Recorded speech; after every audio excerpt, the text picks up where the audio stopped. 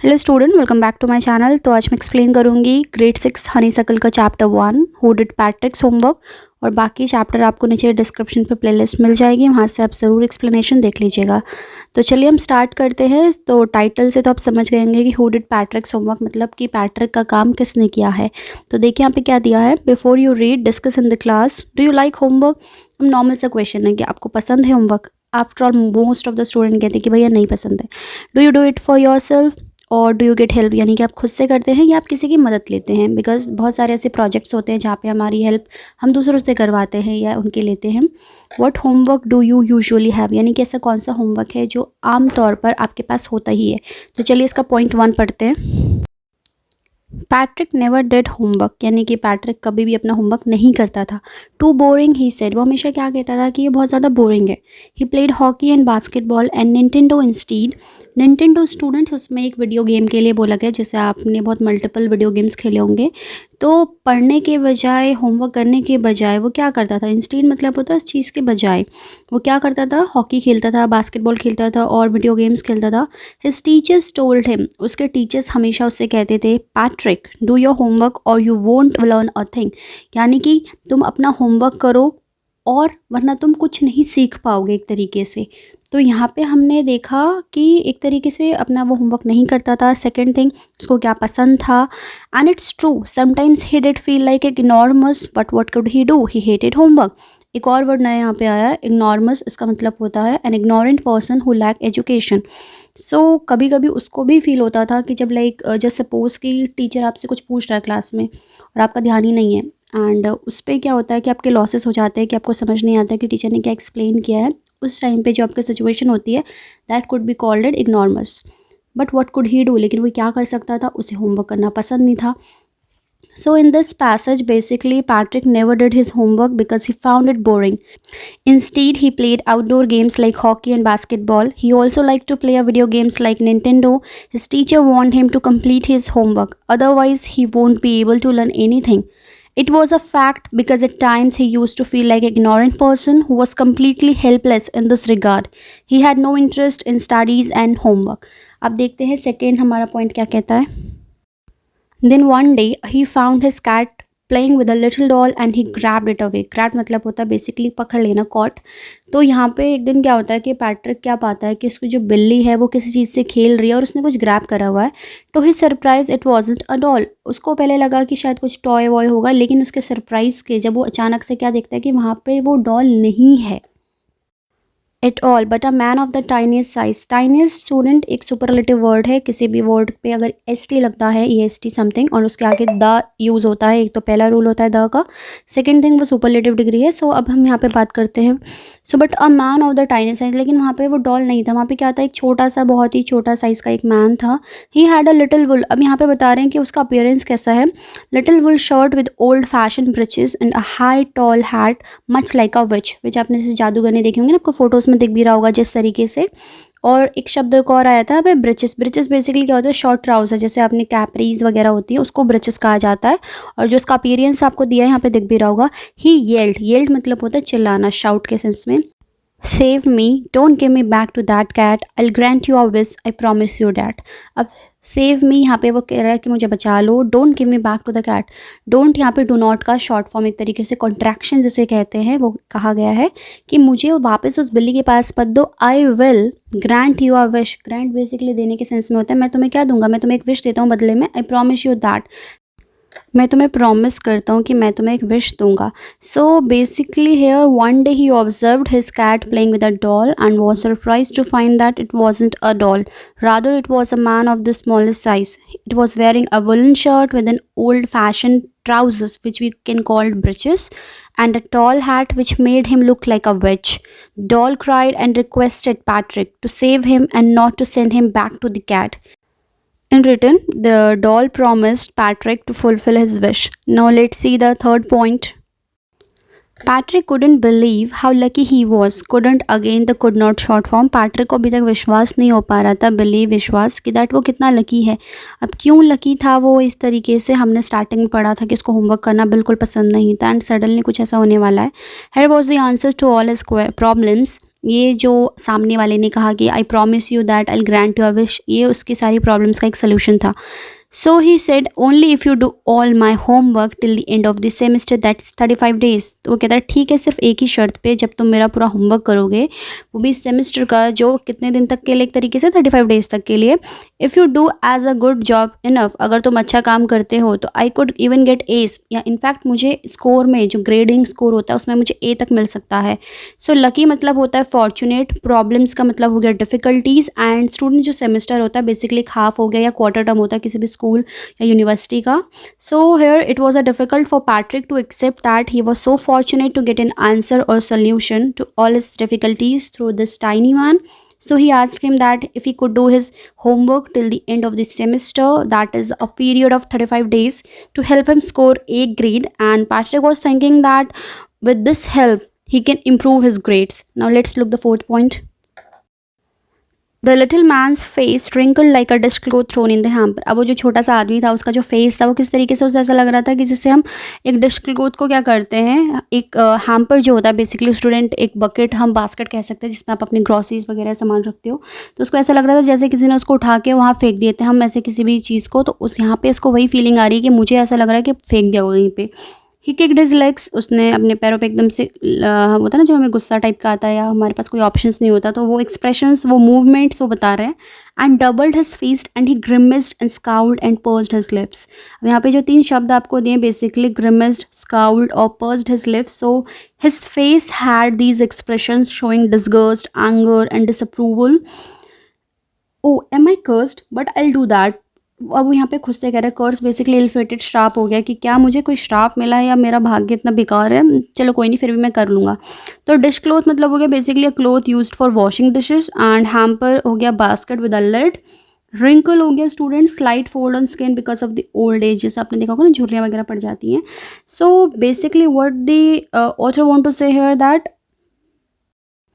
after hearing this, the little man's face gave a look of cloth lying in the basket used for washing dishes, and he showed his disapproval for the work by kicking legs, doubling his face, and making unhappy faces.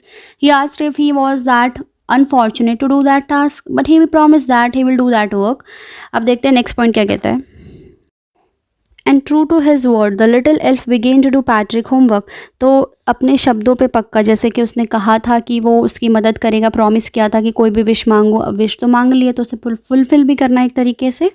तो little elf यहाँ पे उस वो tiny size का जो आदमी था उसको कहा गया है बेसिकली एक सुपर नेचुरल क्रिएचर ले गया है. Except there was one glitch. सब ठीक था लेकिन वहाँ पे एक ग्लिच था. ग्लिच क्या होता है बेसिकली स्टूडेंट, एक फॉल्ट हम बेसिकली यूज़ करते हैं शब्द को, ग्लिच को, कि एक फॉल्ट हो गया मशीन में जो प्रिवेंट करता है उसको वर्किंग प्रॉपरली करने से एक तरीके से. So a fault in a machine that prevented from working properly. एक कुल मिला के समझ लो कि एक प्रॉब्लम आ गई है. The elf didn't always know what to do and he needed help. Elf को नहीं पता था कि उसे क्या करना है हमेशा, और उसको कुछ भी काम करने के लिए क्या चाहिए होती थी, मदद चाहिए होती थी. Help me he would say, वो हमेशा चिल्लाता था कि मेरी मदद करो मदद करो. And Patrick would have to help, और पैट्रिक को क्या करना पड़ता था, मदद करनी पड़ती थी. इन वॉट एवर वे, जिस भी वे में हो सकती थी वो उसकी मदद करता था. I don't know this word the elf squid while reading पैट्रिक्स homework. मुझे एक्जैक्टली ध्यान नहीं है इस. अब यहाँ पे एल्फ चिल्ला के कहता है कि मुझे नहीं पता ये शब्द क्या लिखा है. एक शब्द आया स्क्वीड, इसका बेसिकली होता है चिल्ला के कहना, क्राइड अलाउड. वो क्या कहता है पैट्रिक से, गिव मी अ डिक्शनरी, मुझे एक डिक्शनरी दो. नो, व्हाट्स इवन बेटर, एक काम करो, इससे अच्छा क्या हो सकता है, look up the word and sound it by it out by each letter. तुम उस वर्ड को देखो और उस वर्ड को लेटर बाय लेटर रीड करो. So basically what the author want to say here that keeping his word the elf which you are saying that supernatural creature started doing his homework, but sometimes he needed help as he didn't know all the things, and then Patrick had to help him. And sometimes while reading Patrick's homework, the elf would say cry aloud that he doesn't know the meaning of that word. So give him a dictionary or something that can help him to identify the sound of each letter as well as the word. Now let's look the 6th point. What does it say? When it came to maths, और जब math subject की बारी आती है homework करने के time पे, तो Patrick was out of luck. Patrick तो वैसे out of luck in the sense कि यहाँ पे बिल्कुल उसकी बुरी किस्मत है मैथ में, समझ लो. What are time tables, the elf shrieked. Shriek मतलब होता है कि एकदम से बहुत तेज से चिल्लाना. A very short but it's a high pitch cry. तो व्हाट आर टाइम टेबल्स, तो बेसिकली यहाँ पे पूछता है कि टाइम टेबल जैसे भैया किस चिड़िया का नाम है. Let's see that we elves never need that, हम एल्फ्स को कभी भी इस चीज़ की ज़रूरत नहीं पड़ती है। And addition and subtraction and division and fraction, अब ये सब चीज़ें जब वो कहता है कि टाइम टेबल्स क्या होता है, हमें इन एल्फ्स की कभी ज़रूरत नहीं पड़ती, हम जो एल्फ्स हैं, मे बी उन लोग को कभी इस पर्टिकुलर चीज़ की नीड नहीं होती कि दे आर ऑलरेडी शार्प और everything, we can say that. Here sit down beside me, अब यहाँ पे उससे कहता है कि अच्छा तुम बैठो यहाँ पे मेरे बगल में। बिसाइड मतलब होता है बगल के सेंस में, और अगर हम इसमें एस लगा दें तो बिसाइड्स मतलब हो जाता है in addition to. Here sit down beside me, you simply must guide me, तुम्हें सिंपली क्या करना है, मुझे गाइड करना है। Elves know nothing of human history, elf को ह्यूमन हिस्ट्री के बारे में कुछ ज़्यादा नहीं पता है। To them it's a mystery, उनके लिए बिल्कुल ये रहस्यमय है। So the little elf already a shouter, तो जो वो लिटिल एल्फ था यानी कि जो ऑलरेडी चिल्ला रहा था कि क्या होता है ये सब, मुझे नहीं समझ आ रहा, या ये करो वो करो, वो और ज़्यादा चिल्लाना शुरू कर देता है। Just cut louder, go to the library, और चिल्ला के क्या कहता है कि फटाफट लाइब्रेरी जाओ, मुझे बुक्स की ज़रूरत है। I need books, more and more books, जितनी बुक्स तुम ला सकते हो। And you can help me read them too, अब यहाँ पे वो ये नहीं कह रहा कि ला के मैं ही पढ़ लूँगा, सब कुछ मैं ही खुद समझ लूँगा। यहाँ पे वो कह रहा है एक तरीके से कि तुम खुद से जाके पढ़ोगे जितने भी बुक्स है। So here in the 6 point basically हमने देखा कि आउट ऑफ लक में पैट्रिक तो था ही ख़राब होमवर्क में, लेकिन यहाँ पे एल्फ को भी मैथमेटिकल का वो ज़ीरो था, मैथ्स में एक तरीके से उसको कुछ समझ नहीं आता था। So the elf knew nothing of maths, all concept of maths were completely strange और odd things for him. Patrick was unfortunate in this matter, and why Patrick is calling unfortunate, because बाकी subject में तो help हो जा रही थी, लेकिन maths में पैट्रिक की कहानी खुद ही ख़राब थी और एल्फ को वैसे कुछ नहीं आ रहा था। So the elf explain that elfs never needed mathematical concept like addition, subtraction, multiplication, division, fraction and all. So Patrick had to sit next to him to guide, even he didn't know anything of human history, it was completely strange to him. Thus he screamed at him to visit the library, get him more books and help him to read as well. Now let's see the 7th point. As a matter of fact, every day in every way, the little elf was a nag. अब nag का मतलब क्या होता है, one who troubles someone all the time by complaining or asking them to do something. तो matter of fact मतलब एक तरीके से ये रोज़ का किस्सा हो गया था कि आए दिन एल्फ को कुछ ना कुछ चाहिए होता था, चाहिए इन द सेंस कि हेल्प चाहिए होती थी, वो अकेले से खुद नहीं करता था कोई भी काम। Patrick was working harder than ever and it was a drag. Drag basically हम नॉर्मली इनफॉर्मली वे में कहते हैं समथिंग जो उसने कभी किया नहीं हो। पैट्रिक यहाँ पे बहुत ज़्यादा मेहनत कर रहा था, पहले उसने कभी इतना नहीं किया होगा, मतलब पहले से भी बहुत ज़्यादा। Harder than ever, then basically comparative degree का शब्द में यूज़ किया जाता है जब हम दो चीज़ों को कंपेयर करते हैं। एंड हार्ड के पीछे ई आर, कंपैरेटिव का ही ई आर लगता है, जैसे मैंने आपको स्टार्टिंग में बताया था सुपरलेटिव में EST। डिग्रीज ऑफ कंपैरिजन आपके एडजेक्टिव के 3 होते हैं, positive, superlative, comparative, like that.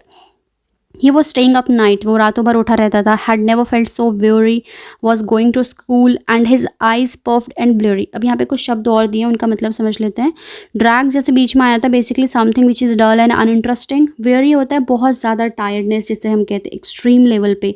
और blurry जो शब्द दिया है वो लुकिंग डल, मतलब बहुत ही डल, जब आप बहुत ज़्यादा काम कर लेते हो, थक जाते हो, तो आपका जो लुक होता है वो weary as well as blurry हो जाता है बिकॉज ऑफ द टायर्डनेस। तो यहाँ पे बेसिकली जो ऑथर है यहाँ पे वो जो पैट्रिक के बारे में बता रहा है कि वो किस तरीके का उसका लुक हो गया था, कैसे उसके हालचाल हो गए थे। तो actually that little creature was either troubling और complaining sometimes and asking Patrick to do everything and all the time. So Patrick was not able to sleep and was awake for nights together. He had never felt so tired before and was going to school and with his looking dull looking eyes, everything. Now let's see the 8th point. Finally the last day of school arrived and the elf was free to go. अब भैया school का आखिरी दिन था, यानी कि वो 35 day जो था जिस पे डील हुई थी उसका लास्ट डे था, और एल्फ जो था वो फ्री था जाने के लिए, क्योंकि एज अ कॉन्ट्रैक्ट डील के हिसाब से बात करें तो वो कॉन्ट्रैक्ट टूट जाएगा। अब as for homework there was no more, और होमवर्क की बात करें तो कोई होमवर्क था नहीं। So he quietly and slightly slipped out of the back door. Slightly का मतलब होता है सिक्रेटिवली, यानी कि छुपके से वो निकल गया था। कौन निकला था? एल्फ निकल गया था। तो यहाँ पे बेसिकली क्या कहना चाह रहा है, finally that it was the last day of the school and the elf had completely freedom to go as there was no homework to do. So without speaking anything in a secretive manner he moved out from the back door. See the next what it is given here. Patrick got his A's. His classmates were amazed. His teachers smiled and were full of praise. And his parents wondered what had happened to Patrick. He was now the model kid who cleaned his room, did his chores, was cheerful, never rude, like he had developed a whole new attitude. अब यहाँ पे कुछ word है, पहले वो discuss कर लेते हैं। किड बेसिकली बच्चों के काम की अगर हम बात करें तो जो नॉर्मल डे पे वो काम करते थे, जो उसको आमतौर पर बोरिंग लगते थे। एटीट्यूड हो गया एक फीलिंग किसी चीज़ के बारे में कैसे है, और अमेज था, बहुत सरप्राइज था। तो पैट्रिक को ए मिले थे। वो बच्चा जस्ट सपोज जिसको कभी डी ग्रेड से ऊपर ना हो या सी ग्रेड से ऊपर ना हो, एंड सडनली उसको ए मिल जाता है, तो उसके जितने भी क्लासमेट्स थे बहुत ज़्यादा अमेज सरप्राइज हो गए थे कि ये कैसे हो गया। प्रेज मतलब तारीफ़ करना। जो उसके टीचर्स थे वो खुश थे उसकी इस जो उसकी मेहनत थी, जो उसके रिजल्ट्स थे, और उसके पेरेंट्स भी सोच रहे थे कि पैट्रिक को क्या हो गया अचानक से। और वो अब एक तरीके से मॉडल किड बन चुका था पूरी क्लास के लिए, एक आइडल टाइप का बन चुका था, जो अपना रूम्स की सफाई खुद करता था, अपने सारे काम खुद करता था, कभी किसी पे रूड नहीं होता था अब, और बहुत खुश रहता था। So here the Patrick score A grade and his classmates were very much surprise. Teacher were full of appreciation and parents were trying to know what had made him so perfect and what happened to him. He became an extraordinary child who cleaned his room himself, did all his work, became a happy child who was never rude, and developed a new, complete new self, or we could say that a new look. You see in the end, आप देखते हो and में कि Patrick still thought, Patrick को अभी भी लगता है, उसको विचार आता है कि एक तरीके से कि दैट वो सोचता है कि he had made that tiny man to do all his work, कि उसने ये जो भी सारा होमवर्क वगैरह जितना भी सब काम था ये उसने उस आदमी से करवाया है, उस टाइनी मैन से। But I will share a secret, मैं आप लोग के साथ एक सीक्रेट शेयर करता हूँ just between you and me, लेकिन सिर्फ आपके और मेरे बीच वो रहना चाहिए जो ये कह रहा है, जिसने स्टोरी नरेट की एक तरीके से। It was in the elf, ये एल्फ था ही नहीं, Patrick had done it himself. तो यानी कि कुल मिला के कोई कहानी में कोई एल्फ नाम का क्रिएचर कभी था ही नहीं, ये सिर्फ पैट्रिक की एक इमेजिनेशन थी और उसने सारा काम खुद किया है। So concluding I would like to say that it was not the elf but the Patrick himself who did his homework. The elf was just propelled him to do everything. अब यहाँ पे बेसिकली हमने जो chapter पढ़ा उसकी एक लगभग आपको एक समरी व्यू भी दे देती हूँ मैं आपको कि about what about this chapter and इसमें क्या बेसिकली था। सो इसमें बेसिकली एक मैजिकल रियलिज्म की बात की गई है, यानी कि which means something that is not magic but a belief. यानी कि जैसे हमने देखा था कि पैट्रिक को लगा कि एल्फ ने उसका सारा काम किया है, और लेकिन नहीं किया था, वो सारा काम उसने खुद से किया था। So a boy Patrick who get inspired and feel propelled to work hard by a imaginary elf, and he's not only able to complete his homework, rather score high grades. So this story convey the message that self-help work wonders. So that's all about the explanation. I hope the explanation is clear to you. If you are having any doubt, you can write in the comment section, and the rest I'll provide you the solution on the same day. So if you're new in this channel, do like, share, comment, and most important, don't forget to subscribe the channel.